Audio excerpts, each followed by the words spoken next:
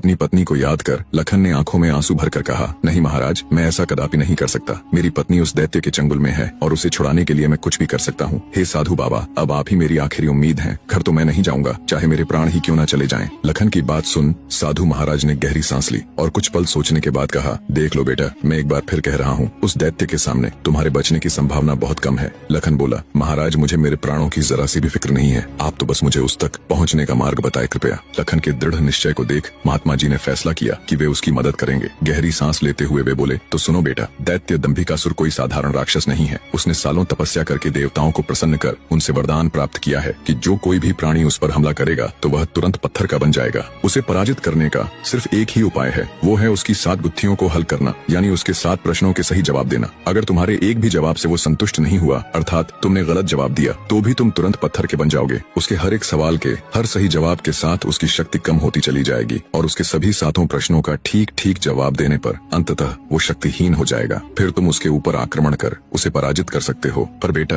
वो बिना शक्तियों के भी बहुत बलशाली है, तुम फिर भी उसका मुकाबला नहीं कर पाओगे। महात्मा जी की बात सुन और दैत्य दंभिकासुर को पराजित करने का पूरा उपाय जान। डर की लहर के साथ लखन का पूरा शरीर झंझना जाता है, पर फिर वो अपनी पत्नी को याद कर दैत्य दंभिकासुर के पास जाने का निर्णय लेता है। लखन ने महात्मा जी के चरण छूकर कहा, महाराज, मैं तैयार हूँ, कृपया मुझे उस दैत्य के पास जाने का मार्ग बताएं। महात्मा जी ने लखन को आशीर्वाद देते हुए दैत्य दंभिकासुर की गुफा का रास्ता बता दिया। दृढ़ निश्चय कर एक अदम्य जोश के साथ लखन दंभिकासुर की गुफा की ओर चल पड़ता है। कुछ देर तक कठिन यात्रा करने के बाद लखन उस भयानक गुफा के द्वार पर पहुंच जाता है। वह अपनी तलवार निकालकर गर्जना करता है, दंभिकासुर बाहर आ और मेरा सामना कर। लखन की ललकार सुनकर दंभिकासुर गुफा से बाहर आता है और क्रोध में दहाड़ता है, कौन मूर्ख है जो मेरी शांति को भंग कर रहा है। भारी भरकम विशालकाय दानव को देख लखन के पूरे शरीर में सिरहन दौड़ गई। हिम्मत जुटाते हुए लखन बोला, हे दुष्ट राक्षस, मैं उस स्त्री का पति हूँ जिसे तू बलपूर्वक उठाकर लाया है। पूछ तेरे वो 7 सवाल, मैं जवाब देने के लिए तैयार हूँ। सवालों की बात सुन दंभिकासुर चौंक गया, फिर कुछ सोचकर बोला, ओ, तो तू उस धूर्त साधु से मिलकर आया है, उसी ने तुझे मेरे रहस्य का पता बताया है। पर अब क्या फायदा, मैं तेरी फूल सी पत्नी को तो कच्चा ही निगल गया हूँ। क्या स्वादिष्ट मांस था उसका। दैत्य दंभिकासुर का इतना कहना था कि लखन अपना आपा खो बैठा और आगे बढ़कर पूरी ताकत के साथ तलवार से दैत्य पर वार किया। लेकिन जैसे ही उसकी तलवार दैत्य को छूती है, देवताओं के वरदान के कारण वो भी तुरंत पत्थर का बन जाता है।